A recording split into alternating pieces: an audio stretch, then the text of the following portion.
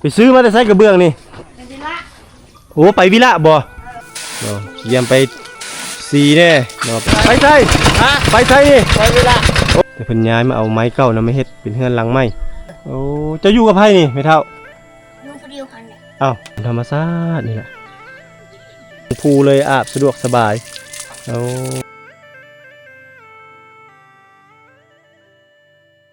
กาทักทายสบายดีท่านผู้ชมตอนนี้บรรทุกและทีมงานเดินทางมาฮอดบ้านป่าซิวเมืองบัวละพาแขวงเชียงม่วงแขวงคำม่วนท่านผู้ชมซึ่งหมู่บ้านแห่งนี้เป็นหมู่บ้านที่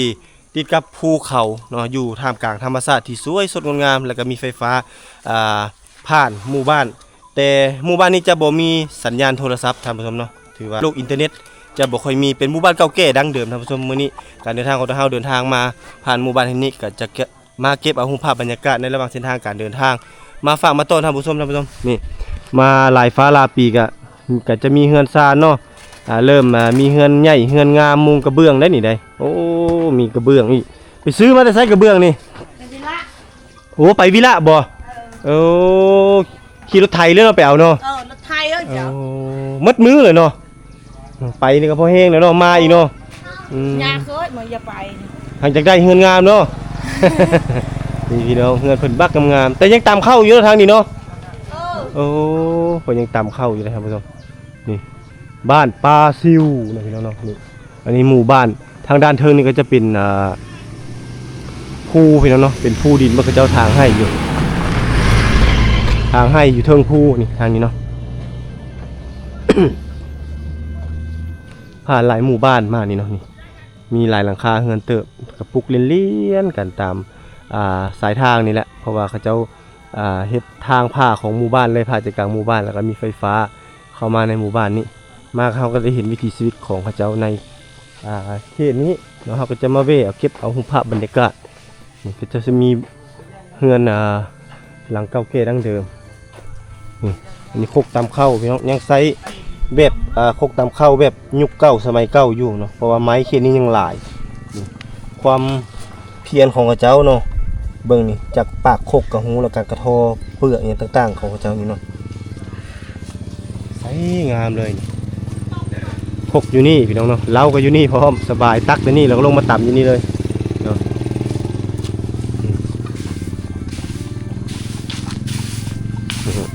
มาทางนี้เห็นเขาเจ้ากำลังฟัดเข้าพี่น้องโอ้บ้านชวนกำลังฟัดเข้าเนาะสิตามเข้าบ่ตามบ่หรือว่าสีเอาสีเนาะโอ้และของสีของชีเจ้าของสีไผของชีแต่อันนี้เขาฟัดเอาคัดเลือกเอานี้ออกก่อนเนาะเอาก้างมันออกก่อนเนาะแล้วเขาก็จะเอาไปสีพี่น้องสีเสียเงินบ่เสียเงินเลยเสียเงินเนาะเอานี่พี่น้องเดินทางมาฮอดบ้านปลาซิวนี่เนาะมาเจอวิถีชีวิตยามเช้าของชาวบ้านเพิ่นเนาะของน้องน้อยในชนบทนี่ตื่นเช้ามากำลังพากันฟัดเข้าเนาะเยี่ยมไปสีแน่เนาะไปตำแน่อิงตามเข้าได้ไปเข้าให้บ่เข้าให้เนาะโดยยังโดยสไลโดยไส้บ่โดยสไลเนาะโดยสไลแล้วเข้าให้เข้ายังอันนี้เขานี่เข้ายังเข้ามาเลนเข้าแดงบอกเข้ามาเลนน้องน้อยซ้ำนี่เฮ็ดเวียกเฮ็ดงานเป็นแล้วพี่น้องเอ้ยบุมีนาเนาะบุมีให้บุมีนาพี่น้องเนาะนี่แต่ให้เนาะพี่น้องโอ้คักอันนี้ผู้เนาะมีแต่ให้ผู้กำลังทางให้อยู่ทั้งผู้พี่น้องมาเห็นน้องๆเขากำลังฟัดเข้ากับเก็บเอารูปภาพบรรยากาศวิถีชีวิตดั้งเดิมมาฝากมาต้อนท่านผู้ชมทางลุ่มนี่ก็จะเวลาฟัดเข้าออกปุ๊บแล้วก็ทางหมูเฮ็ดเป็ดไก่ที่พี่น้องเลยทางรวยทางเตี้ยเนาะจ่าโดยและเนาะกินข้าวเก็บข้าวกะเนาะตามวิถีชีวิตพื้นบ้านดั้งเดิมนี่ละที่บรรทุกนำมาฝากมาต้อนพี่น้องคือว่ายุคนี้สมัยนี้ยังมีให้เห็นอยู่ท่านผู้ชมต่อไปนี่ก็ความเจริญพัฒนาเข้ามาแล้วก็เส้นทางสะดวกสบายไฟฟ้าเข้ามาสัญญาณเข้ามาแล้วก็ วิถีชีวิตเก่าดั้งเดิมจังซี่ก็อาจจะเลือนลางหายไปเนาะเพราะว่าเขาเจ้าก็เริ่มมีโรงสีเนาะก็จะบ่ได้เห็นเด็กน้อยตำข้าวตำน้ำเลยเด้เนาะก็เลยเอามาฝากมาต้อนก่อนนะมันจะบ่มีให้ท่านผู้ชมได้เห็นเลยเนาะไปใช่นี่ไปใช่ฮะไปใช่นี่ไปวิละโอ้ไปวิละโอ้แต่นี่ไปวิละจักชั่วโมงโอ้ประมาณ4-5 ชั่วโมงเว้ยมาแต่บ้านได้นี่พักเกินพักเกินค่อยแม่ตัวไปหาเงินอยู่วิละพุ่นเนาะจะขายบ่นี่ปองเบียร์ได้นี่เนาะโอ้ไปขายอยู่วิละไปซื้อยังแน่นี่ไปวิละนี่ตะนางโอ้ไปซื้อตะนางอ้อมสวนเลี้ยงเบ้บ่อ้อมให้อ้อมให้ปลูกมันค่อยก็สิไปบ้านให้เจ้าพุ่นน่ะแต่พอเกินมาแล้วสิไปจะนู่นเอาโชคดีขอบใจคือกันค่อยไปค่อยมาเด้อไปเลยเย็บสุดยอด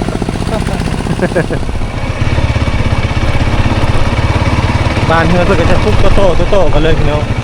อยู่ในเขตบ้านปาซิว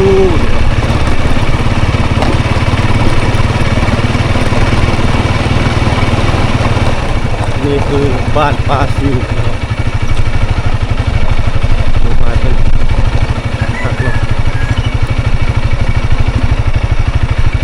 ไปใส่มองมานี่โอ้ไปใส่มอง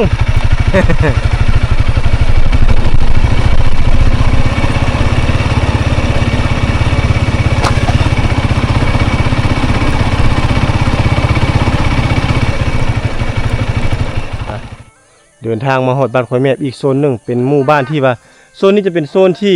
ชาวบ้านอยู่จุ่มๆกันพี่น้องเนาะเป็นบ้านชุมชนใหญ่อยู่นี่ก็จะมีน้ำลินลงมาอยู่ 2-3 จุดพุ่นเด้เนาะนี่แหละเฮือนของเขาเจ้าแต่ละหลังคาเฮือนเนาะเฮาก็ได้เคยเที่ยวไปเที่ยวมาหลายๆเทื่อแล้วเนาะนี่ก็เริ่มมีการเปลี่ยนแปลงเขาเจ้าก็เริ่มมานี่เลื่อยไม้เสาเพื่อจะเฮ็ดเฮือนปลูกเป็นเฮือนที่ว่าถาวรเนาะนี่บางคนก็กำลังจะไปให้ไปสวนบางคนก็ทางให้ยังบ่แล้วก็ไปทางให้ทางสวนเนาะนี่แหละผ่านเส้นทางตัวนี้แหละพี่น้องมีไฟฟ้ามีอย่างเข้ามาเรียบร้อยบ้านสวนแล้วนี่บ่ได้ทางให้บ่บ่ได้ไปอยู่บ้านอยู่เฮือนเนาะโอ้พี่น้องอยู่กันหลายคนบ่หลายบ่โอ้อยู่กันหลายคนพี่น้องเนาะคักเนาะเฮือนนี่คือสิเย็นคักเนาะเย็นเนาะไม่สะฝากเนาะเวลานอนกลางคืนนี่ลมพัดทางเทิงเนี่ยทางลุ่มเนี่ยเนาะข้างทางเอวเนี่ยพี่น้องอันนี้เป็นเฮือนใหญ่ตัวนี้เนาะนี่ออกมาไทยบิดมีซีเมนต์เป็นเฮือนแบบนี้เฮือนนี่ส่วนหลายบริษัทเล็กตะปูเลยพี่น้องจะใช้แต่แบบเป็นวายเป็นอย่างเนาะใช้วายใช้อย่างมัดเนาะไปทางภูบ่ไปเอานี่โอ้ไปเอาอยู่ภูไปเลยพี่น้องนี่ได้นี่เลี้ยงเป็ดเลี้ยงไก่เนาะทางพื้นนี่กันเนาะโอ้นี่โอ้อันนี้ขอไก่เนาะสบายพี่น้องขอไก่เพื่อนนี่ แบบนี้เลยเอาใส่ยางนี่ใส่ยางกลางคืนมากเขาเจ้ากับหัวแรงๆเขาเจ้าก็เอาเข้าใส่อยู่ในยางนั่นแล้วก็ให้มันเข้าแล้วก็อัดเนาะนี่บางโคกก็นี่จะเฮ็ดเป็นโคกจังซี่แล้วก็มุงนี่เด้เนาะเป็นมุงขอไก่ก็ได้มุงเฮือนก็ได้สิ่งขาดบ่ได้คือยาสูบยาสูบเมียนปะบ่ได้แท้ๆยาสูบนี่ถือว่าเผาบรูเฮานี่อาศัยตัวนี้แหละไปทางให้ทางสวนกินเอาต้องเอาปุ๊กๆแน่เนาะเป็นยาที่เขาจะปลูกเองโดยที่เราไม่ได้ใส่สารเคมีต่างๆนี่เด้อันนี้คือกกใบยาสูบของเขาเจ้าเบิ่งมาเป็นดอกนี่งามเลยเนาะนี่แหละคือวิถีชีวิตบ้านเฮือนของเขาเจ้าในเขตนี้นี่ทางนี้กำลังออกเฮือนนี่สงสัยกำลังสิปลูกเฮือนใหม่เดี๋ยวปลูกเฮือนใหม่แล้วนี่เพิ่นมาเฮือนหลังเก่าแล้วก็ย้ายไปปลูกใหม่บ่ได้ไปให้บ่แล้วเราบ่ทางให้ยังเนาะโอ้มาเฮือนเก่าเดี๋ยวปลุกเฮือนใหม่บ่ไอ้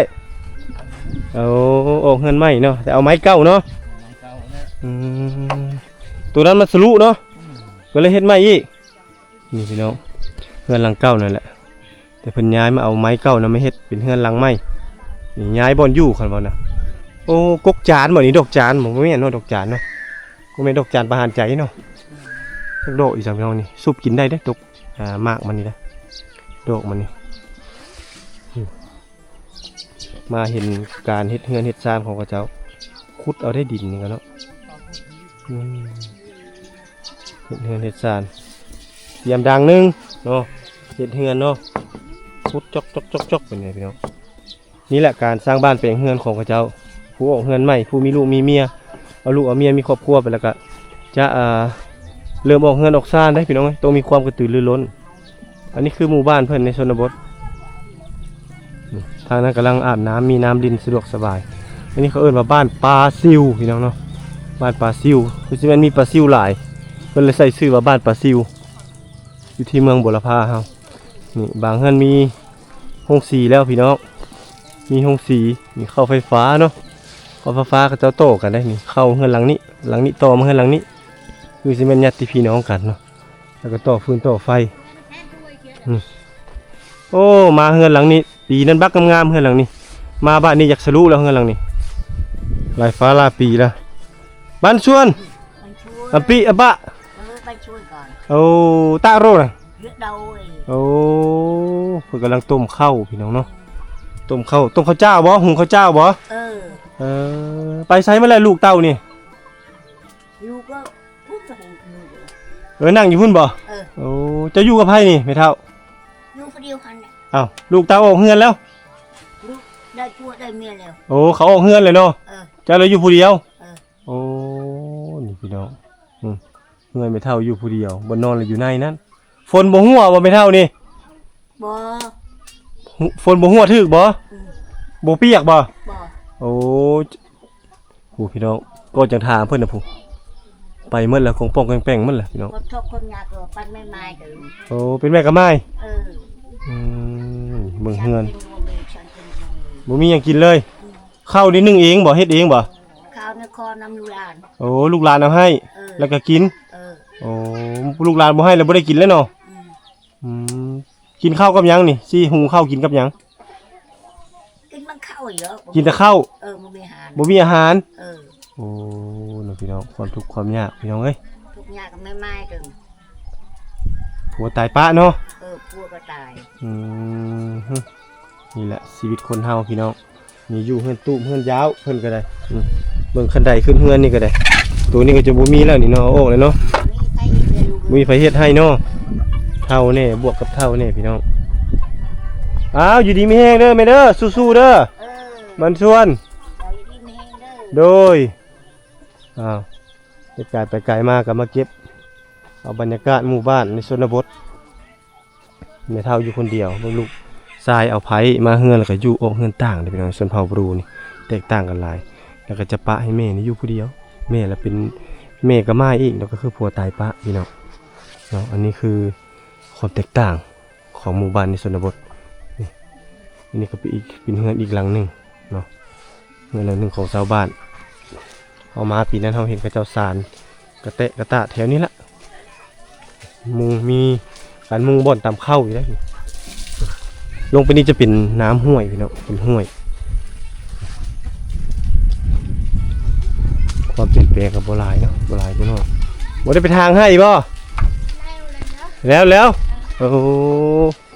แล้วเรียบร้อยโอ้อันนี้คือเฮือนเพิ่นเนาะท่านนั่นคือการพี่น้องบรรยากาศเฮือนซานหลังนี้อยู่เทิงภูเลยเป็นหมู่บ้านที่อยู่ตามสายทางแล้วก็มีภูอ้อมหอบในบริเวณดังกล่าวบรรยากาศบวกกับวิถีชีวิตดังเดิมบูฮานอันนี้คือภาพมุมสูงจากบ้านเพิ่นเนาะ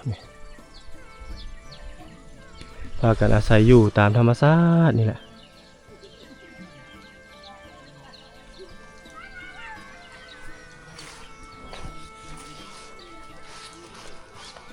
อยู่นี่ก็จะเป็นอ่างไปน้องเป็นอ่างอันน้ำใหญ่ๆเนาะให้ชาวบ้านนี่สามารถสวมใส่น้ำอาบน้ำอยู่ในแหล่งน้ำตั้งก้าวนี้ได้หมู่บ้านเขาเจ้าเงียบสงบพี่น้องบ่มีเสียงรถรางยานพาหนะรวมถึงนกหนูอย่างต่างๆกับบ่มีแต่ เสียงนกเสียงหนูครบสุดอยู่ในบริเวณหมู่บ้านเพิ่นนี่เห็นหมู่บ้านน้อยๆปลุกกระเจกระจายออกไปผู้บอกว่าเจ้าเฮ็ดให้อยู่เทิงผู้ผู้ใดพี่น้องกูมึงหิวก็กำลังเป็นดอกคักเนาะเอาล้านเอาเจ้าเอาเจ้าอยู่เฮือนเอาเจ้าอยู่เฮือนพี่น้องเอ้ย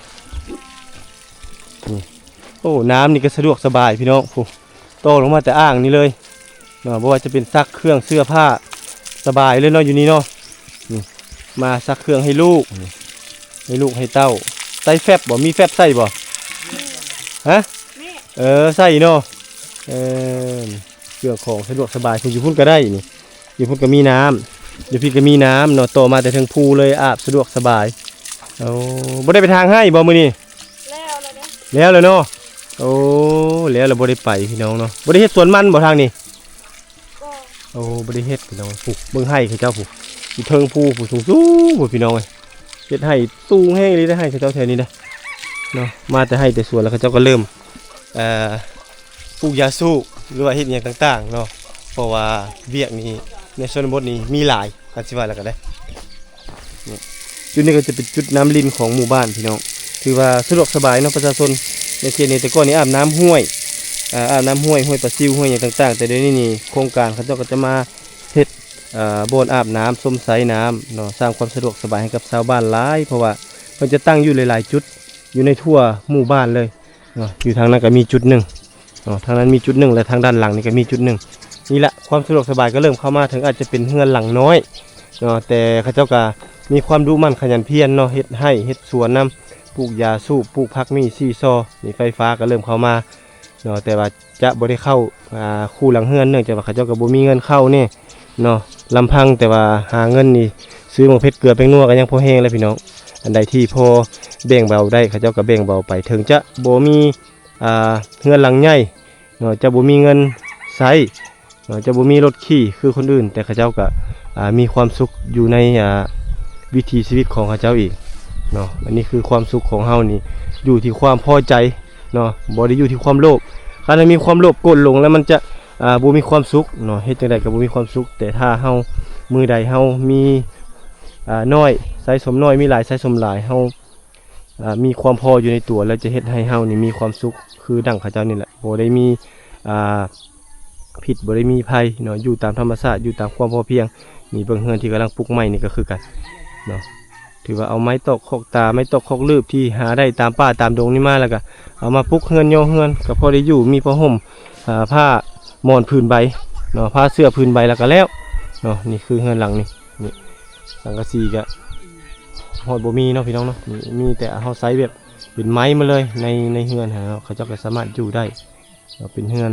หลังน้อยๆเนาะแต่มีความสุขเนาะมีอยู่พร้อมหน้าพร้อมตาพ่อมีลูกมีปูมีปลาเขาเจ้าก็ปั่นกันอยู่สู้กันกินได้เด้ขออนุญาตเบิ่งนี่เฮือนเด้อนี่ขึ้นไปนี่ก็เตาไฟโลดนี่เตาไฟท่านั้นก็จะเป็นเสียเนาะท่านั้นเป็นเสียแล้วเข้าไปที่นี่ก็เป็นห้องนอนเนาะโอ้อาวุธการหาอยู่หากินของเจ้าเนาะมีใส่แหวใส่ยังต่างๆนี่ทางหัวเฮือนนี่ก็ปลูกพักเนาะปลูกยาสูบนี่แหละความสุขของเขาเจ้าเมืองเฮือนเขาเจ้านี่ใส่แต่หวายได้บ่ได้มีได้เหล็กตะปูเลยนี่ใส่หวายทางพื้นนี่ก็หวายมัดเอามัดถือว่าเอาไม้ไผ่นี่แหละไม้ไผ่นี่สำคัญสุดว่าจะเป็นฝาว่าจะเป็นปูพื้นหรือว่ามุงหลังคาเนาะอันนี้เป็นขวานนี่ก็คือเขาจะไปบักไม้อันนี้คืออาวุธหากินเพื่อเลี้ยงชีพของเขาเจ้านี่มีผ้ามีขวานแล้วก็มีหินลับหินฝนผ้าฝนมีครบสุดมาเลยเนาะตัวนี้เป็นเสียพี่น้องเนาะนี่แหละคือความสุขของเขาเจ้าอยู่ในชนบทเนาะเงินหลังน้อยแต่ว่าเฮ็ดใดๆให้มันมีความสุขเขาจะมีความคิดที่สร้างสรรค์ดีเนาะนี่ท่านนี่ก็ปลูกพักนี่ไม่ต้องมองถึงความงามเพราะว่าเขาเจ้าเลี้ยงงัวเลี้ยงควายนี่เบิ่งผักบงซ้ำสิกินพี่น้องเลยโอ้เบิ่งผักบัวกันเลยจะล้มเนาะความงามของมันเป็นโดเต็มทั่วบริเวณนี้เลยเนาะอันนี้คือความอุดมสมบูรณ์สายห้วยตัวนี้เป็นสายห้วยป่าซิวเนาะเป็นสายห้วยป่าซิวเขาเจ้าอาศัย อยู่ตามนี่แหละใกล้แหล่งน้ำส่วนเผ่าบรูนะเนาะเขาเจ้าอาศัยอยู่ใกล้แหล่งน้ำนี่ก็เพื่อทำมาหากินเด้นี่อยู่ใกล้ๆนี่โลดบ่ว่าจะอาบน้ำก็ได้อย่างนี้เนาะหรือว่าจะหาปูหาปลาหาซ่อนตามธรรมชาติเป็นแม่น้ำที่สะอาดพี่น้องไหลผ่านหมู่บ้านเขาเอิ้นว่าห้วยป่าซิวชาวบ้านเพิ่นก็จะมาอยู่แถวนี้แล้วก็นี่แหละปุ๊กเงินปุ๊กสร้างอยู่ตามสายทางนี่เนาะตามสายทางทางเทิงนั่นก็เป็นสันภูมีวิถีชีวิตเก่าแก่ดั้งเดิมผมมีสิไปหาบน้ำก็มีนี่ผู้นี่คือสิแม่นมาแต่ให้แต่ชัวแล้วก็หาปืนหารัวมาพร้อมนี่เนาะสิหาปืนเนาะเอาปืนมาได้พี่น้องได้หนิเนาะเอาปืนมาดังเนาะขับรถไถไปนี่แหละความสะดวกสบายพี่น้องคันปิดประตูขึ้นจากซิลิเมนต์บ่อยู่เลยนะไปหาอยู่หากินไปทางให้ทางสวนส่วนลายในเขตบุรพานี่ยามเดือน2ต่อเดือน3นี่อันนี้เป็นเดือน3เลยพี่น้องทางให้นี่ถือว่าสำเร็จเลยนะเราท่าแต่จุบางพื้นให้ที่ประตูกายมานั่นก็คือจุดมันละเราถือว่าจุดหลายละทางนี้นี่เฮ็ดไวจุดไวแล้วก็ปลูกข้าวกับไวอันนี้คือหมู่บ้านในชนบทที่เก็บเอามาฝากมาตอนท่านผู้ชมที่กำลังจะเดินทางมุ่งหน้าสู่บ้านเจนูนแต่ว่าในระหว่างเส้นทางการเดินทางนี่ก็จะมีหมู่บ้านหลายๆหมู่บ้านตามเรียบสายทางนี้ประตูก็เลยนำเอาภาพบรรยากาศเก็บมาฝากมาตอนท่านผู้ชมนี่เป็นหมู่บ้านติดหน่วยภูเลยนี่ทางด้านหลังเป็นภูแล้วก็มีห้วยห้วยก็คือซีเมนต์มาจากคำว่าห้วยป่าซิวแล้วเอามาเป็นตั้งเป็นชื่อบ้านซึ่งว่ามีชื่อว่าบ้านป่าซิวแต่ก่อนคือซีเมนต์มีป่าซิวหลายบ่รู้ว่าจังได๋เฮาก็บ่ฮู้เนาะนี่เฮาเลยเอามาฝากมาตอนพ่อแม่พี่น้องไปเย็ดเด้อบ่เย็ดเด้อง่วยง่วยเด้ออีดง่วยเนาะ นี่พี่น้องใส่กระตุกน้ำมันเครื่องนะ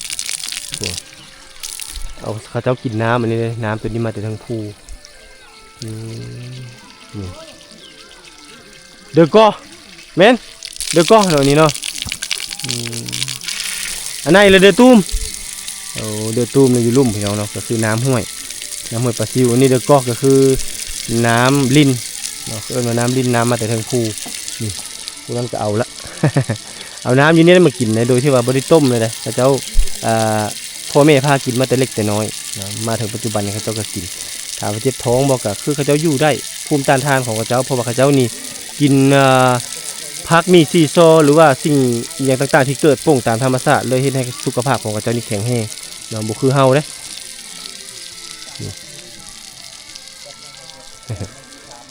แต่กระตุกน้ำมันเครื่องมากินแล้วบรรยากาศที่ผ่านมาในคลิปวิดีโอก็คือบรรยากาศของหมู่บ้านวิถีชีวิตของเขาเจ้าในยามฤดูกาลนี้ท่านผู้ชมที่บรรทุกได้มีโอกาสเดินทางมาที่เมืองบุรพาอีกครั้งในรอบ2-3 เดือนท่านผู้ชมที่บ่ได้เดินทางมาแต่ว่าเขตเหนือนี่บ่ได้ค่อยได้ขึ้นมาเลยเนาะซึ่งว่าบ้านปลาซิวนี่ก็เป็นหมู่บ้านหนึ่งที่ว่าตั้งอยู่ท่ามกลางหุบเขาแล้วก็มีสายทางถือว่าถามว่าสะดวกสบายบ่ก็พอไปได้มาได้ตัวอย่างว่ารถไถบ่รถกระบะก็พอไปได้ท่านผู้ชมถ้าเป็นหน้าแล้งนี่เนาะถ้าหน้าฝนนี่บ่รับประกันเนาะเพราะว่าจะมีสายห้วยที่ว่าหลายเลยเราต้องได้หามรถหางลานยานพาหนะแต่ว่ารถวิบากของบรรทุกหรือว่ารถเวฟด้วยอย่างสามารถมาได้เนาะเพื่อมาศึกษาวิธีเรียนรู้วิถีชีวิตของเจ้าเขตนี้วิถีชีวิตของเจ้าเขตนี้แม่นยามนี้แม่เขาเจ้าเริ่มทางให้พี่น้องเนาะทางให้แล้วก็พากันเนาะพากันจูดเพื่อจะเกี่ยมปลูกข้าวในฤดูกาลเนาะหมายความว่าแต่ละฤดูกาลก็จะมีสิ่งที่ให้เขาเจ้าเฮ็ดเนาะอย่างยกตัวอย่างว่าเดือน1เดือน2ขึ้นหลังเขาเจ้าก็เฮ็ดเข็มเนาะพากันเฮ็ดเข็มแต่มาฤดูกาลนี้บ่ค่อยเห็นเข็มบ่ค่อยเห็นหยังแม่เขาเจ้าเริ่มไปทางให้เนาะบางคนก็ปลูกมันเนาะเลี้ยงสัตว์สาว่าสิ่งนั้นตั้งแต่หมูเฮ็ดเป็ดไก่จนฮอดแบ่งัวควายเนาะแล้วก็วิถีชีวิตดั้งเดิมแถวนี้เนาะของเขาเจ้ายามเขาเจ้าอยู่บ้านเขาเจ้าก็จะพากันปลูกผักไว้สมไสไว้อยู่ไว้กินเนาะมีน้ำลิ้นสะดวกสบายในการอาบน้ำสมไสน้ำอีกอย่างต่างๆไหลตลอดปีเลยว่าง่ายซะบ่เป็นตลอดมื้อตลอดปีตลอดแล้งตลอดฝนเนาะแต่ว่าหน้าแล้งก็จะไหลค่อยแน่เพราะว่าน้ำปริมาณของน้ำมันก็ลดลงแต่ว่าภูผาป่าไม้ธรรมชาติเขตนี้นี่ยังสวยสดงดงามอยู่หลายเลยดังที่ท่านผู้ชมแนมเห็นนี่แหละเขาเจ้าก็อาศัยแหล่งน้ำธรรมชาติเนาะวิถีชีวิตดั้งเดิมคือจังซี่เนาะอาศัยนี่แหละธรรมชาติต่างๆนี่แหละเนาะอยู่ให้ล่มลื่นกลมกลืนกับธรรมชาติก็คือเอาป่าไม้อย่างต่างๆเนี่ยมาเฮ็ดเฮือนเฮ็ดซานขอกเป็ดขอกไก่เฮ็ดเล้าเข้า เนาะหรือว่าเฮ็ดสวนพอได้อยู่ได้กิน อันนี้คือบรรยากาศที่ประตุกเก็บเอามาฝากมาต้อนท่านผู้ชมเนาะประตุกก็สิได้เดินทางก่อนแล้วท่านผู้ชมเนาะพบกันใหม่ในคลิปหน้าสำหรับคลิปนี้ประตุกขอลาไปก่อนสบายดี